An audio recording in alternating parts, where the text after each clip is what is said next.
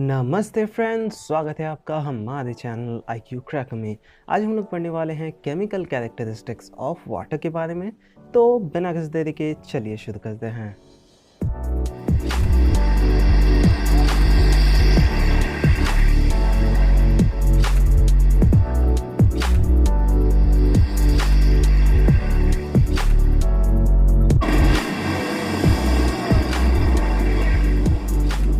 Chemical characteristics of water. तो यार, जैसा कि हमने पिछले लेक्चर में फिजिकल कैरेक्टरिस्टिक्स के बारे में पढ़ा था, अब हमें केमिकल कैरेक्टरिस्टिक्स के बारे में पढ़ना है। तो वाटर का केमिकल कैरेक्टरिस्टिक्स जो है उसको जानने के लिए हमें उसमें केमिकल टेस्ट काफ़ी सारे परफॉर्म करने पड़ते हैं, तभी हमें उसका केमिकल कैरेक्टरिस्टिक्स के बारे में अच्छे से पता चलता है। केमिकल टेस्ट को परफॉर्म करने से दोस्तों हमें ये पता लगता है कि वाटर के अंदर कितना केमिकल मौजूद है या फिर वाटर कितना पॉल्यूटेड है। केमिकल टेस्ट को परफॉर्म करने से दोस्तों हमें वाटर के केमिकल कैरेक्टरिस्टिक्स के बारे में पता चलता है। फॉर एग्जांपल आप देख सकते हैं क्या क्या केमिकल कैरेक्टरिस्टिक्स होते हैं वाटर के। सबसे पहले आता है टोटल सॉलिड्स, फिर आता है हमारा हार्डनेस, फिर आता है दोस्तों क्लोराइड कंटेंट्स, फिर आता है डिसॉल्व्ड गैसेस, फिर पीएच वैल्यू आता है दोस्तों, फिर नाइट्रोजन एंड इट्स कंपाउंड्स आता है, iron and manganese, arsenic, dissolved oxygens, lead, copper, fluoride contents. ये सभी जो है हमारे वाटर के केमिकल कैरेक्टरिस्टिक्स होते हैं जो हमें पता चलते हैं कब, जब हम लोग उसमें केमिकल टेस्ट को परफॉर्म करते हैं। तो दोस्तों हमें इन केमिकल कैरेक्टरिस्टिक्स को थोड़ा सा डिटेल में जानने की ज़रूरत है, तभी हमें पता चले किस तरह का केमिकल टेस्ट इसमें परफॉर्म किया जाता है। तो चलिए शुरुआत करते हैं सबसे पहले केमिकल कैरेक्टरिस्टिक्स ऑफ वाटर से, जो कि हमारा टोटल सॉलिड्स। तो टोटल सॉलिड्स हमारा क्या होता है, चलिए देखते हैं। टोटल सॉलिड्स दोस्तों दरअसल हमारे वाटर में मौजूद इम्प्योरिटीज़ को कहा जाता है। इम्प्योरिटीज़ जो है दोस्तों वो मैंने पिछले लेक्चर्स में पढ़ाया हुआ है, वाटर में क्या क्या इम्प्योरिटीज़ प्रेजेंट होते हैं। सबसे पहला इम्प्योरिटी है दोस्तों सस्पेंडेड इम्प्योरिटीज़ एंड दूसरा है हमारा डिसॉल्व इम्प्योरिटीज़। तो दोस्तों यहाँ पर बस इम्प्योरिटीज़ को सॉलिड के नाम से बुलाया जा रहा है, तो यहाँ पर कंफ्यूज नहीं होना है। यहाँ पर हमारा इम्प्योरिटीज़ ही है जो हमें यहाँ पर फाइंड आउट करना है। अब टोटल इम्प्योरिटीज़ यानी कि टोटल सॉलिड्स जो है वो हमारा कब आएगा, जब हम लोग suspended solids and dissolve solids को सम कर देंगे। तो दोस्तों हमें सॉलिड्स को सम करने से पहले हमें सॉलिड्स को वाटर से निकालने की ज़रूरत है। तो हमें वाटर से उसे पहले सेपरेट करना होगा। तो सबसे पहले दोस्तों हम लोग देख लेते हैं कि सस्पेंडेड सॉलिड्स को वाटर से कैसे अलग किया जाता है। तो दोस्तों अगर कोई गंदा पानी है उसको अगर आप एक फ़िल्टर पेपर से पास करते हैं तो उसमें क्या होता है, हमारा सस्पेंडेड सॉलिड्स फ़िल्टर पेपर में अटक के रह जाता है। तो वो होता है दोस्तों हमारा सस्पेंडेड सॉलिड्स जो हमारे वाटर से अलग हो जाता है। तो उसे हम लोग अलग करके एक जगह रख लेंगे। फिर हमारा जो डिसॉल्व सॉलिड्स होता है दोस्तों वो वाटर में घुला हुआ रहता है, इसलिए हम लोग उसे ऐसे ही कोई फ़िल्टर पेपर से तो निकाल नहीं सकते, इसलिए हमें वाटर को इवापोरेट करना पड़ता है। वाटर इवापोरेट होने के बाद जो सॉलिड्स दोस्तों हमारे बच जाते हैं वो होते हैं हमारे डिसॉल्व सॉलिड्स। और दोस्तों इसके बाद हम लोग दोनों सॉलिड्स के वेट को सम करते हैं, तो हमें टोटल जो है वेट मिल जाता है, टोटल सॉलिड्स का वज़न जो है हमें मिल जाता है। अब दोस्तों अगर हमारे पानी में सॉलिड्स प्रेजेंट होंगे तो उसके कई सारे साइड इफ़ेक्ट्स भी हो सकते हैं। फॉर एग्जांपल सबसे पहले तो उस पानी का टेस्ट ख़राब हो सकता है, वो पानी दिखने में गंदा हो सकता है, काफ़ी सारे डिजीज़ेज़ भी काउज़ कर सकता है, और साथ ही साथ वो पाइपों में इनक्रस्टेशन यानी कि कोरोजन फॉर्म कर सकता है। तो ये सभी कुछ जो है साइड इफ़ेक्ट्स हो सकते हैं अगर हमारे वाटर में सॉलिड्स प्रेजेंट हो। अब दोस्तों जो हम लोग वाटर सप्लाई करते हैं, जो हमारा पोर्टेबल वाटर होता है, ड्रिंकिंग वाटर होता है, उसका जो हमारा टोटल सॉलिड्स का परमिसिबल स्टैंडर्ड होता है वो हमारा दोस्तों 1000 mg पर लीटर होता है, यानी कि 1000 मिलीग्राम पर लीटर। 1 लीटर में हमारा 1000 मिलीग्राम से ज़्यादा सॉलिड्स प्रेजेंट नहीं होना चाहिए।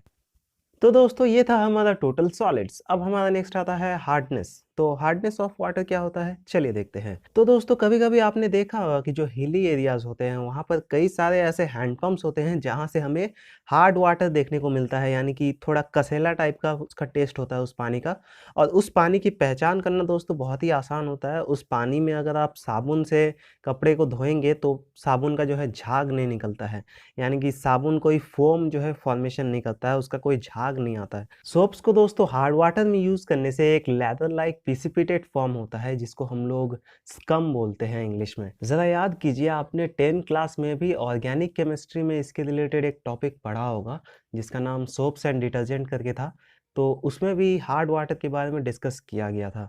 तो दोस्तों आखिर ये हार्ड वाटर क्या होता है, वाटर हार्ड क्यों हो जाता है, ये हम लोग अभी जानने वाले हैं। तो दोस्तों जब हमारा बरसात होता है तो हमारा पानी जो है अंडरग्राउंड में चला जाता है और अंडरग्राउंड में दोस्तों दुनिया भर की ऐसी चीज़ें होती है जो कि पानी में डिज़ोल्व हो जाती है। कई सारे ऐसे मिनरल्स होते हैं जो डिज़ोल्व हो जाते हैं, सॉल्ट्स वगैरह डिज़ोल्व हो जाते हैं। इन्हीं में से दोस्तों कुछ ऐसे एलिमेंट्स होते हैं जो वाटर में अगर डिज़ोल्व हो जाए तो वाटर हमारा हार्ड बन जाता है।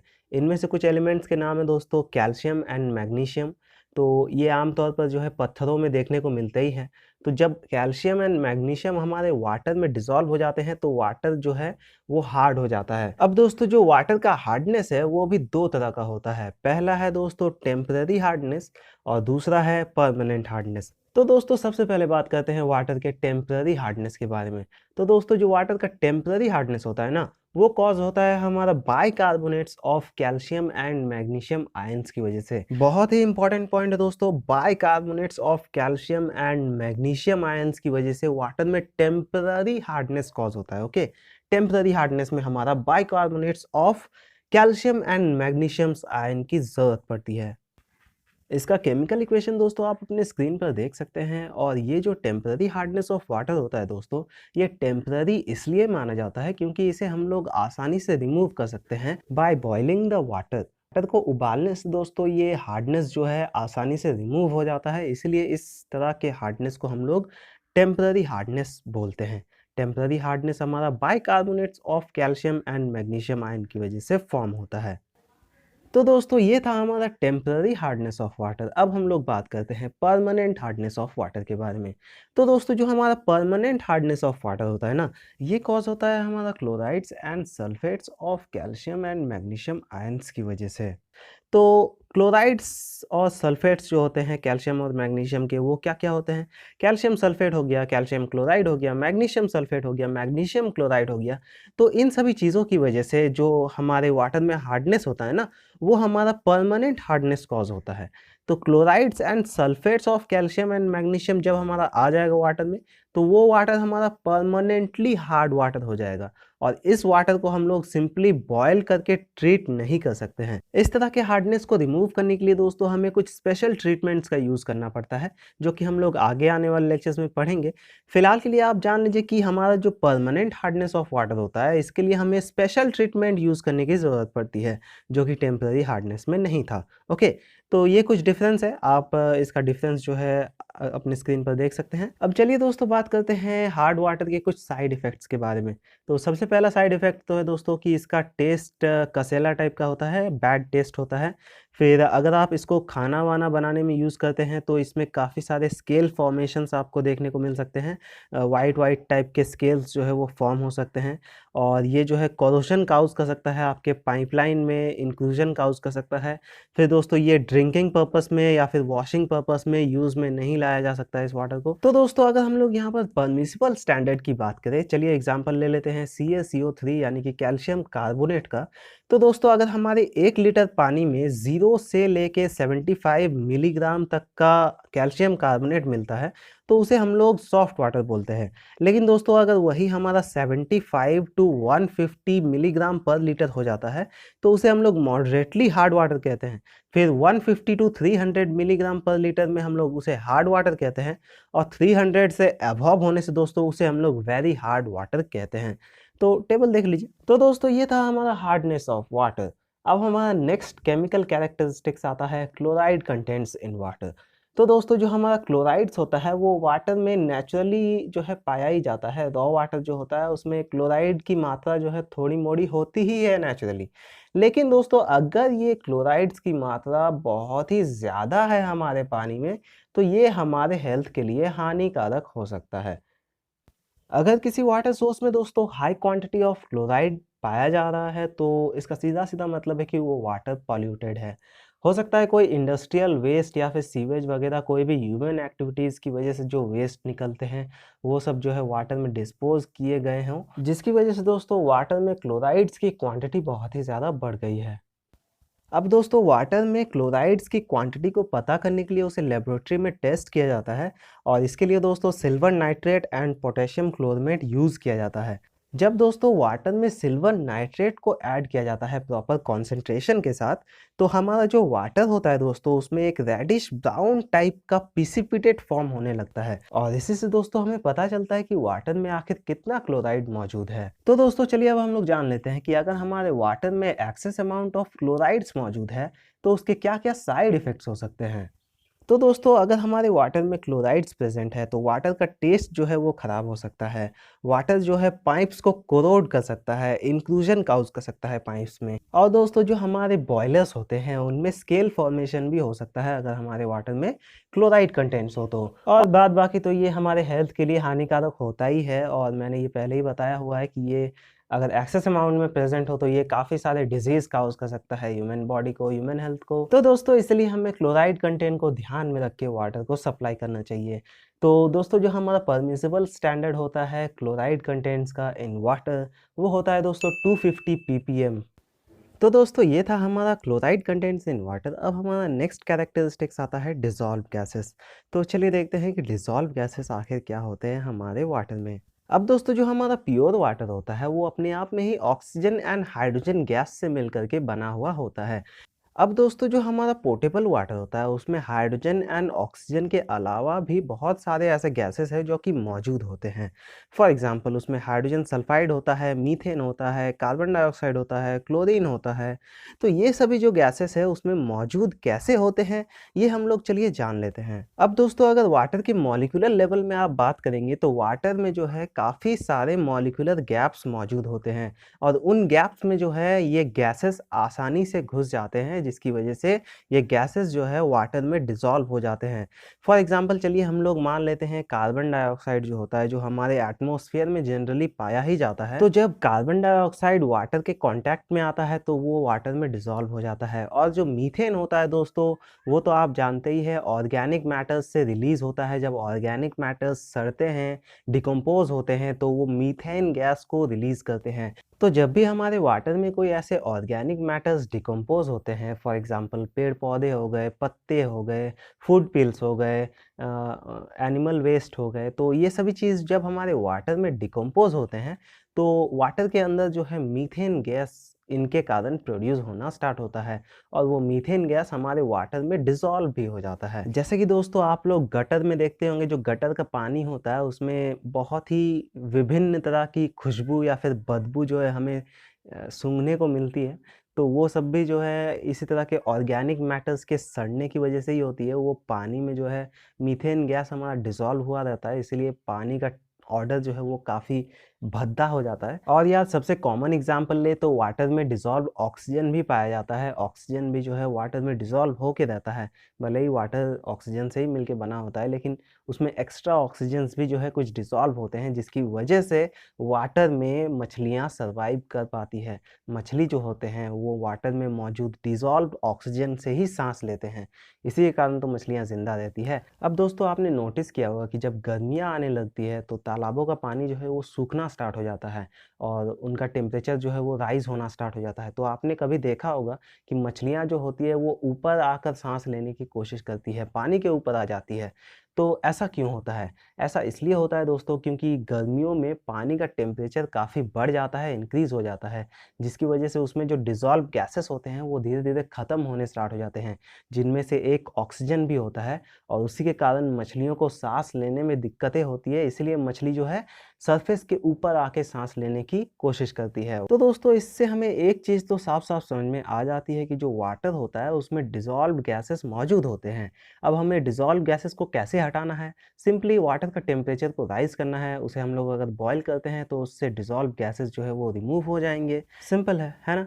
लेकिन दोस्तों हमारे वाटर के अंदर डिसॉल्व ऑक्सीजन जो है उसका मौजूद होना बहुत ही ज़रूरी है। मीथेन वगैरह हमें नहीं चाहिए होता है, उससे बहुत ही ख़राब स्मेल आता है, तो उसे हम लोग नहीं रखते हैं। हमें जो है थोड़ा-सा डिसॉल्व ऑक्सीजन जो है वाटर में रखना पड़ता है, क्योंकि दोस्तों ऑक्सीजन ही एक ऐसी चीज़ होती है जो कि किसी भी चीज़ को डिकम्पोज़ करने में हेल्प करती है। अगर वाटर में कोई भी माइक्रो ऑर्गेनिज़म्स या फिर बैक्टीरियाज़ मौजूद है, या फिर कोई भी ऐसे ऑर्गेनिक सब्सटेंस मौजूद है, तो उसे जो है डिकम्पोज़ करने में ऑक्सीजन का एक बड़ा रोल होता है। बट दोस्तों इसका भी अपना एक लिमिट होता है, क्योंकि अगर ज़्यादा ऑक्सीजन उसमें मौजूद रहा तो माइक्रो ऑर्गेनिजम्स अपने फैमिली बसा सकते हैं। इसलिए दोस्तों जो हमारा सप्लाई वाटर होता है ना, उसमें हम लोग एक प्रॉपर क्वांटिटी में डिसॉल्व ऑक्सीजन को अलाउ करते हैं, जिसका डिज़ायरेबल लिमिट होता है दोस्तों 5 to 6 ppm, और दोस्तों क्लोरीन होता है 0.1 to 0.2 ppm तक का। तो दोस्तों ये था हमारा डिसॉल्व गैसेस इन वाटर। अब हमारा नेक्स्ट कैरेक्टरिस्टिक्स आता है पीएच वैल्यू ऑफ वाटर। तो चलिए देखते हैं कि पीएच वैल्यू आखिर क्या होता है। तो दोस्तों पीएच वैल्यू को पढ़ने से पहले हमें सबसे पहले पीएच स्केल के बारे में पढ़ना पड़ेगा। So the pH scale, pH का मतलब होता है दोस्तों पावर ऑफ हाइड्रोजन, और कई बार इसे पोटेंशियल ऑफ हाइड्रोजन भी कहा जाता है। तो दोस्तों पीएच स्केल से हमें ये पता लगता है कि कोई भी सब्सटेंस में कितना एसिडिटी है या फिर एल्कनिटी है।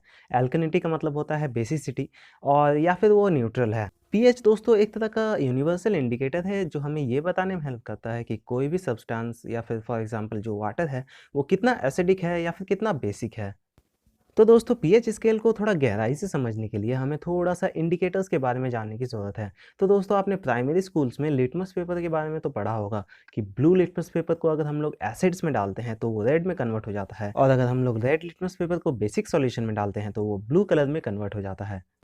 तो दोस्तों जो लिटमस पेपर होता है वो हमें ये बताता है कि कोई भी सब्सटेंस एसिडिक है या फिर बेसिक है। लिटमस पेपर के अलावा भी दोस्तों काफ़ी सारे इंडिकेटर्स होते हैं। फॉर एग्जांपल फिनोफ्थलीन हो गया, मिथाइल ऑरेंज हो गया, आपके घर का जो ऑनियन होता है वो भी एक इंडिकेटर है, टर्मरिक वो भी एक इंडिकेटर है। तो इस तरह के बहुत सारे इंडिकेटर्स होते हैं। बट दोस्तों हमें लिटमस पेपर से ये नहीं पता चलता था कि कोई भी सब्सटेंस आखिर कितना एसिडिक है या फिर कितना बेसिक है, मतलब उसका पावर ऑफ हाइड्रोजन आखिर कितना है।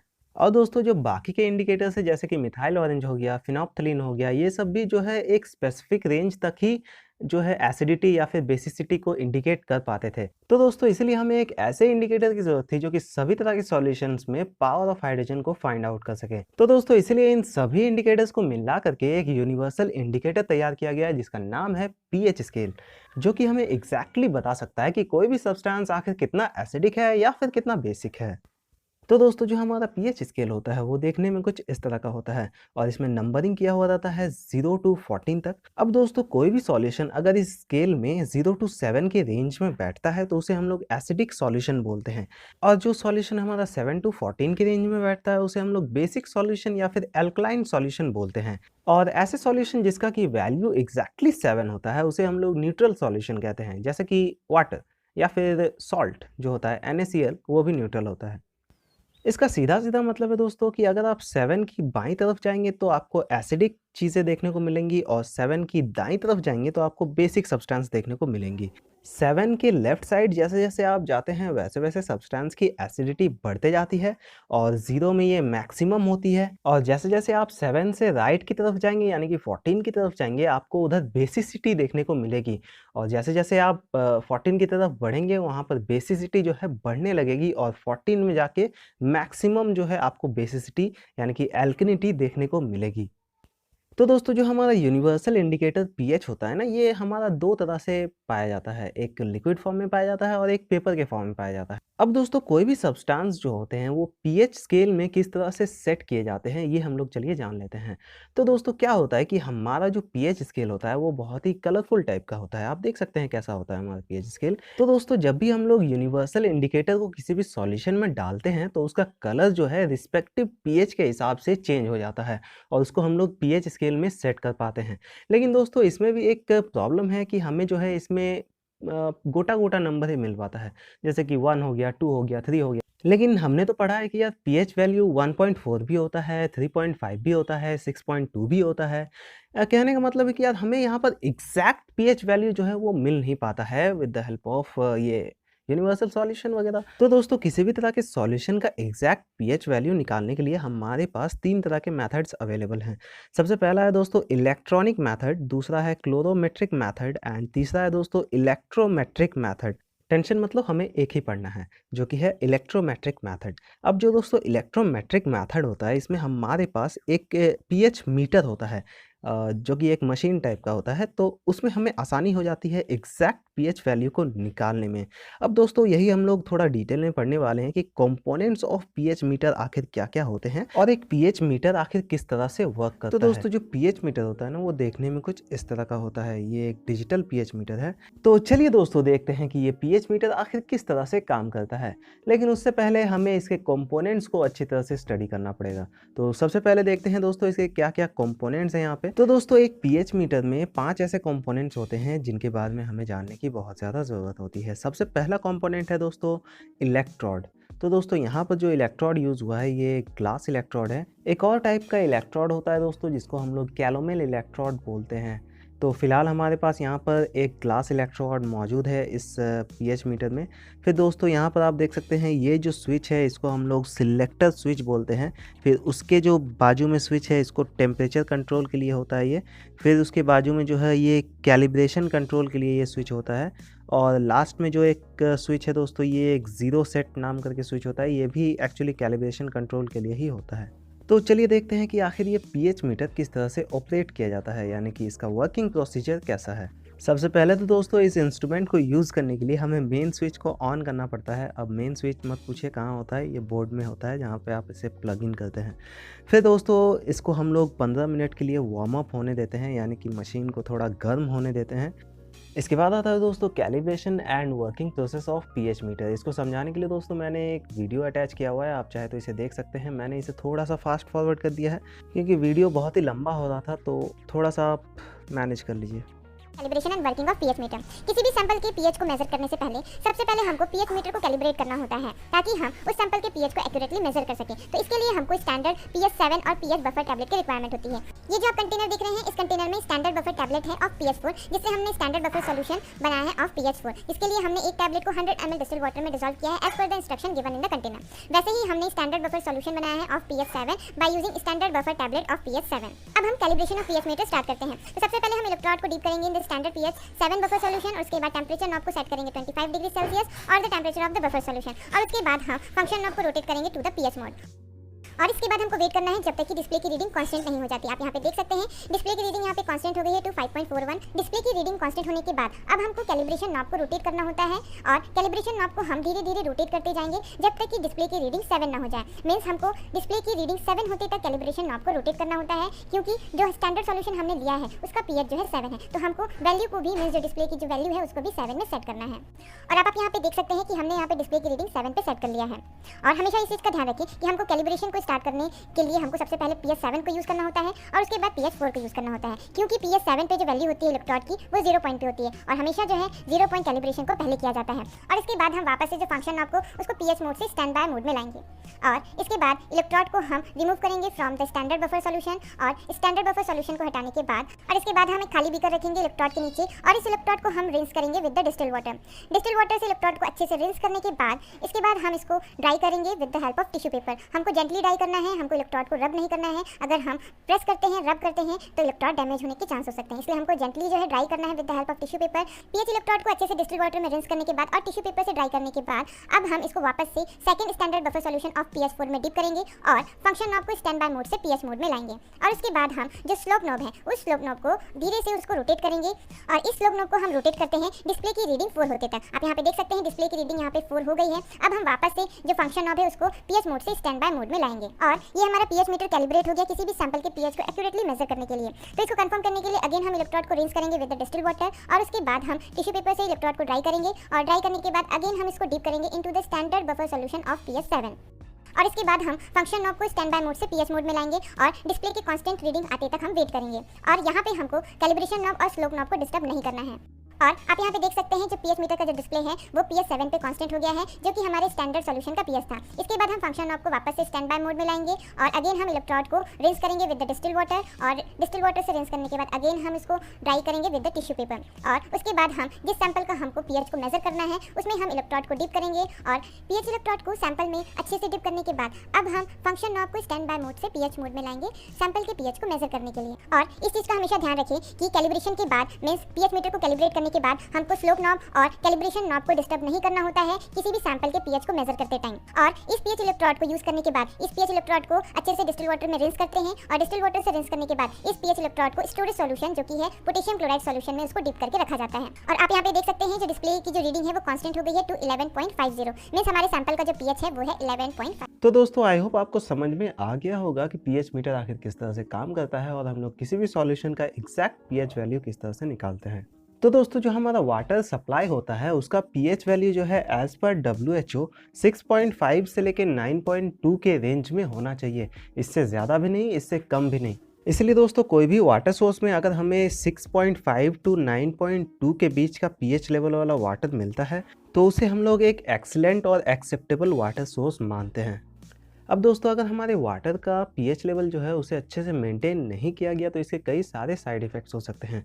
फॉर एग्जांपल अगर किसी वाटर का पीएच लेवल 6.5 से कम है और उसे हम लोग सप्लाई कर रहे हैं तो जो सप्लाई पाइप्स होता है ना वो तो पीवीसी का होता है ना, तो जो पीवीसी मटेरियल है दोस्तों वो वाटर में डिज़ोल्व होते रहेगा और वो जो है अगर कोई ड्रिंक करता है तो उस पर्सन के लिए वो वाटर एक तरह से स्लो पॉइजन बन जाएगा और वो धीरे धीरे जो है उससे मर जाएगा। और दोस्तों पानी का पीएच अच्छे से मेंटेन नहीं किया गया तो उसका टेस्ट में भी इफेक्ट पड़ सकता है, प्लस ये हमारे पाइपों को तो नुकसान पहुंचाता ही है, पाइपों को कोरोड कर देता है, इंक्लूजन काउज करता है। तो दोस्तों इस तरह के कुछ साइड इफेक्ट्स हमें देखने को मिल सकते हैं अगर वाटर का पीएच लेवल अच्छे से मेंटेन नहीं किया गया।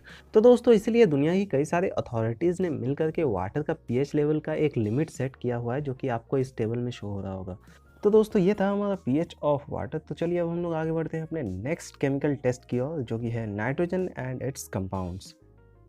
तो दोस्तों जो नाइट्रोजन है ना वो हमारे एटमॉस्फेयर का तो एक मेन कंपोनेंट है ही, साथ ही साथ वो वाटर में भी जो है मौजूद होता है, लेकिन ये फ्री स्टेट में मौजूद नहीं होता है, ये कंबाइंड स्टेट में यानी कि कंपाउंड फॉर्म में मौजूद होता है। तो दोस्तों जैसे कि ये सभी कंपाउंड्स आपको दिख रहे हैं जैसे कि फ्री एमोनिया है, एल्ब्यूमोनॉइड नाइट्रोजन है, नाइट्रेट है, नाइट्राइट है, तो ये सभी जो कंपाउंड्स है दोस्तों ये हमारे वाटर में कंपाउंड्स के फॉर्म में मौजूद होते हैं। तो दोस्तों इन सभी का एक एक्सेप्टेबल लिमिट होता है, तो चलिए देख लेते हैं कि कितना लिमिट में हमारा ये सभी चीज़ मौजूद होना चाहिए हमारे वाटर में। तो दोस्तों जो हमारा फ्री एमोनिया है वो 0.15 ppm से ज़्यादा मौजूद नहीं होना चाहिए वाटर में, और दोस्तों जो नाइट्रेट है वो हमारा 45 ppm से ज़्यादा नहीं होना चाहिए, और नाइट्राइट जो है वो होना ही नहीं चाहिए। और दोस्तों जो एल्ब्यूमिनॉइड नाइट्रोजन है जिसको हम लोग ऑर्गेनिक नाइट्रोजन भी बोलते हैं, ये जो है हमारा दोस्तों वाटर में मौजूद प्लांट्स एंड एनिमल्स जो होते हैं ना, फंगस वगैरह, उनको बोला जाता है। तो ये तो सप्लाई वाटर में मौजूद होने ही नहीं चाहिए, ये भी नील यानी कि ज़ीरो ही होने चाहिए, ये मौजूद उसमें नहीं होने चाहिए। और दोस्तों इसके अलावा भी वाटर में कई सारे ऐसे एलिमेंट्स मौजूद होते हैं। फॉर एग्जांपल आयरन होता है, मैंगनीज होता है, लेड होता है, कॉपर होता है, इस तरह के कई सारे मटेरियल्स होते हैं, आर्सेनिक भी होता है। तो दोस्तों इन सभी के डिज़ायरेबल लिमिट्स आप अपने स्क्रीन पर देख सकते हैं। तो ये दोस्तों सभी केमिकल कैरेक्टरिस्टिक्स के डिज़ायरेबल लिमिट्स है। और दोस्तों इससे कई सारे ऑब्जेक्टिव क्वेश्चंस भी एग्जाम्स के लिए बन जाते हैं। कई बार पीएच वैल्यू का डिज़ायरेबल लिमिट एग्जाम में पूछा गया है, हार्डनेस का डिज़ायरेबल लिमिट पूछा गया है, टोटल सॉलिड्स का भी पूछा गया है। तो ये थोड़ा सा इंपॉर्टेंट है, आपको थोड़ा सा जो है रिवाइज करने की ज़रूरत है।